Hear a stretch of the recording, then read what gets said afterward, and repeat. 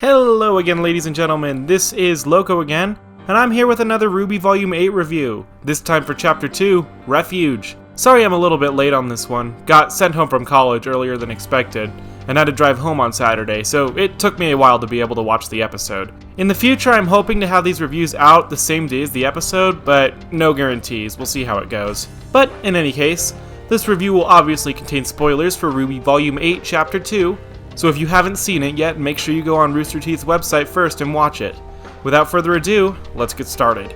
The episode opens on a scene with Crow, Robin, Jacques, and Watts in adjacent prison cells in an Atlas military complex. We get a brief argument between everyone but Crow before some Atlas military workers knock Watts unconscious and drag him off, presumably to interrogate him or something. Then we get the most interesting part of this sequence. Robin says she wishes they could have done something to help the people of Mantle, and Crow interjects, suggesting they kill the man responsible, clearly meaning Ironwood. This makes perfect sense for where Crow is at this point, as while Clover was dying, Crow had promised him he'd make Ironwood take the fall.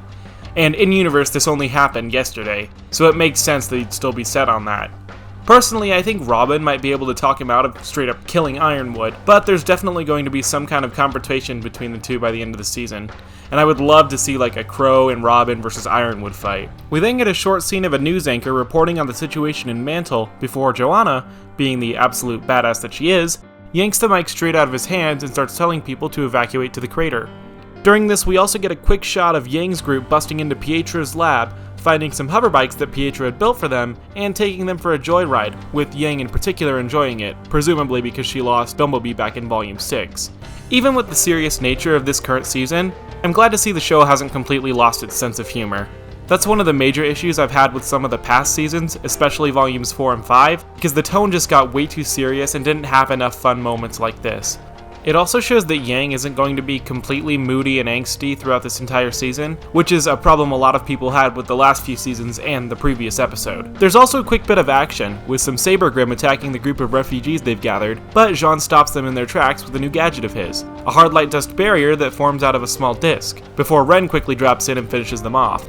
We also get an older woman being the typical racist grandma, I'm telling you, it's a real thing, and complaining about the fact that they have to stay with the Faunus in the slums. And, of course, she then gets completely owned by Yang, who tells them the Faunus are actually willing to help, unlike the Atlas military and Ironwood. As Ren uses his semblance to mask the crowd's emotions as they move toward the crater, we get a brief bit of dialogue between Oscar and Ozpin, as well as confirmation that their souls are still on the path to being merged, which distresses Oscar quite a bit, as he was finally starting to feel like part of the group. This is exactly the kind of character development I was hoping for with Oscar, and I really hope that we get some more of this throughout the volume. Also, I just really like the way this conversation starts out, with Oscar commenting on how it shouldn't be this difficult just getting people to cooperate and work together. This is extremely reflective of the real world right now, and I just really appreciate that. We then hop over to Ruby's group, as May helps them break into a Schnee Dust Company shipping facility, which uses pneumatic tubes to send crates of dust shooting up to Atlas from Mantle. Weiss's plan is apparently to use the tubes to break into the military compound so that they can access Ironwood's terminal there. And after Blake pokes some fun at Weiss for being a rich girl, they set out in search of the correct terminal. As they search, we get another short Penny moment, which is so much yes. Penny is my favorite character in the show, and I just love the way they've been portraying her throughout this season so far. Here, Penny starts telling Ruby about some of her worries, as she hates that the General and Winter are no longer supporting them, and she feels guilty because Ironwood said people would die if she didn't come back up to Atlas. Ruby, of course, being Ruby, assures her that she's still the protector of Mantle, because by becoming the Winter Maiden, she saved Mantle from being abandoned and overrun. Lastly, the scene ends with them finding the right tube, and after a short explanation from Weiss, Nora sends her flying up to Atlas in another hilarious moment. After cutting back to Yang's group, we see that they've returned to the refugee camp in the crater, and Fiona seems to be organizing things. She says, "I didn't know you'd be alright without the rest of your teammates," which noticeably makes everyone, especially Yang and Ren, a bit angry. In fact, we've seen a few other signs of hostility between the two groups throughout this episode. Makes me think they're gonna touch back on the division later, but we'll see how that goes. We also find out that the badger faunus from the first episode is Fiona's uncle, which is just, so wholesome. Eventually, Yang's group sets out to take down one of the flying pterodactyl Grimm on the east side of the city, and uses some pretty cool maneuvers with their bikes to take them down. A group of savers come in shortly after, but they almost immediately turn tail and run in fear, as the Grimm from the end of the last episode suddenly jumps in, grabs Oscar by the leg, and starts absolutely destroying him, depleting his aura in the process. It's called the Hound in the credits, so of course that's what I'll be calling it from now on. The Hound also seems to be made out of the same liquidy stuff from the Grimm pools, and is able to transfigure its body because of this, as we see it transform from its quadrupedal form into a more bipedal form like a Beowulf. It even starts showing some signs of intelligence, as it uses Oscar as a shield to protect itself, as well as even speaking at one point, which is of course impossible for any normal Grimm. It soon escapes with Oscar, and Yang's group rushes off in pursuit. Now, I've got some crackpot theories about the Hound, so I figured right here's a good enough place to talk about it.